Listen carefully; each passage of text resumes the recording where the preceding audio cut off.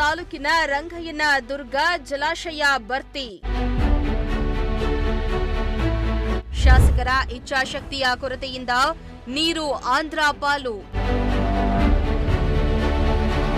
ಸಣ್ಣ ನೀರಾವರಿ ಇಲಾಖೆಯ ನಿರ್ಲಕ್ಷ್ಯಕ್ಕೆ ಅನ್ನದಾತ ಹೈರಾಣು.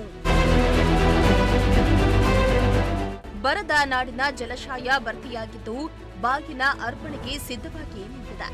ಆದರೆ ಸಣ್ಣ ನೀರಾವರಿ ಇಲಾಖೆ ಹಾಗೂ ಆ ಕ್ಷೇತ್ರದ ಶಾಸಕರ ಇಚ್ಛಾಶಕ್ತಿ ಕೊರತೆಯಿಂದ ಜಲಾಶಯದ ನೀರು ಆಂಧ್ರದ ಪಾಲಾಗ್ತಾ ಇದೆ. ಇದರಿಂದ ಅಲ್ಲಿನ ಅನ್ನದಾತರಿಗೆ ಸಂಕಷ್ಟ ತಂದೊಡ್ಡಿದೆ.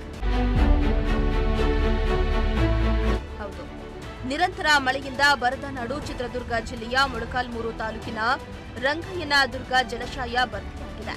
ಜೊತೆಗೆ ಒಳ ಹರಿವಿನ ಪ್ರಮಾಣ ಹೆಚ್ಚಾದ ಹಿನ್ನೆಲೆ ಜಲಾಶಯದ ಸುರಕ್ಷತೆಯ ಹಿತದೃಷ್ಟಿಯಿಂದ ಜಲಾಶಯದ ಗೇಟ್ಗಳ ಮೂಲಕ ನೀರನ್ನ ಹೊರಬಿಡಲಾಗ್ತಾ ಇದ್ದು, ಸಣ್ಣ ನೀರಾವರಿ ಇಲಾಖೆಯ ನಿರ್ಲಕ್ಷ್ಯಕ್ಕೆ ಡ್ಯಾಂ ವ್ಯಾಪ್ತಿಯ ರೈತರ ಉಪಯೋಗಕ್ಕೆ ಸಿಗದೆ ಅಪಾರ ಪ್ರಮಾಣದ ನೀರು ಆಂಧ್ರ ಪಾಲಾಗ್ತಾ ಇದೆ.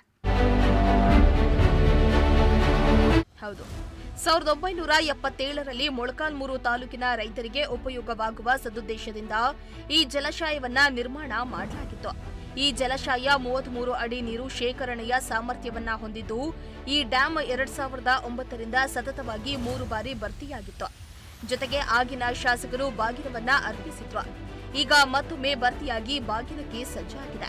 ಜಗಳೂರು, ಸಂಡೂರು, ಕೂಡ್ಲಿಗಿ ಭಾಗದಲ್ಲಿ ಹೆಚ್ಚು ಮಳೆ ಸುರಿದು ಕೂಡ್ಲಿಗಿ ತಾಲೂಕಿನ ಗಂಡೆಬೊಮ್ಮನಹಳ್ಳಿ ಮತ್ತು ಸಂಗೇನಹಳ್ಳಿ ಹಳ್ಳದ ನೀರು ಹರಿದು ಬರ್ತಾ ಇರೋದ್ರಿಂದ ಡ್ಯಾಂ ಭರ್ತಿಯಾಗಿದೆ. ಈ ಜಲಾಶಯವು ಸಣ್ಣ ನೀರಾವರಿ ಇಲಾಖೆ ವ್ಯಾಪ್ತಿಗೆ ಒಳಪಟ್ಟಿದೆ. ಜಲಾಶಯದ ವ್ಯಾಪ್ತಿಗೆ ಒಳಪಡುವ ಭಟ್ರಹಳ್ಳಿ, ಅಮ್ಮಕುಂದಿ, ನಾಗಸಮುದ್ರ, ಸಿದ್ದಾಪುರ, ಹಿರೇಕೆರೆಹಳ್ಳಿ ಹಾಗೂ ಚಿಕ್ಕನಹಳ್ಳಿ ಕೆರೆಗಳಿಗೆ ನಿರ್ಮಿಸಿದ ಚಾನಲ್ ಮಾರ್ಗಗಳು ಅನೇಕ ದಶಕಗಳಿಂದಲೂ ಸೂಕ್ತ ನಿರ್ವಹಣೆ ಕೊರತೆಯಿಂದ ಹಾಗೂ ಬಳಕೆ ಇಲ್ಲದೆ ಹಾಳಾಗ್ತಾ ಇವೆ. ಈ ಕಾಲುವೆಗಳ ಮೂಲಕ ನೀರು ಹರಿಸಲು ಸಾಧ್ಯವಾಗ್ತಾ ಇಲ್ಲ. ಜಲಾಶಯ ತುಂಬಿ ಹೊರಹರಿದು ಹೋಗುವ ನೀರನ್ನ ತಡೆಹಿಡಿದು ತಾಲೂಕಿನ ರೈತರ ಅನುಕೂಲಕ್ಕೆ ಬಳಕೆ ಮಾಡುವಲ್ಲಿ ಸಣ್ಣ ನೀರಾವರಿ ಇಲಾಖೆ ಸಂಪೂರ್ಣವಾಗಿ ವಿಫಲವಾಗಿದೆ.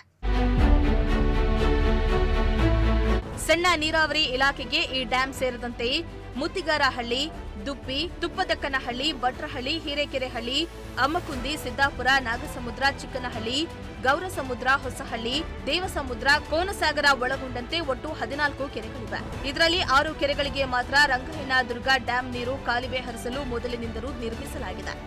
ಈ ಕಾಲುವೆಗಳನ್ನು ದುರಸ್ತಿ ಮಾಡಿ ನೀರನ್ನ ಸರಾಗವಾಗಿ ಹರಿಸಲು ಇಲಾಖೆಯ ಅಧಿಕಾರಿಗಳು ಇದುವರೆಗೂ ಯಾವುದೇ ರೀತಿಯ ವ್ಯವಸ್ಥೆಯನ್ನ ಮಾಡಲಿಲ್ಲ. ಇದರಿಂದಾಗಿ ನೀರು ಆಂಧ್ರದ ಪಾಲಾಗ್ತಾ ಇದೆ. ವೆಂಕಟಾಚಲಪತಿ, ಪ್ರಜಾಶಕ್ತಿ ಟಿವಿ, ಚಿತ್ರದುರ್ಗ.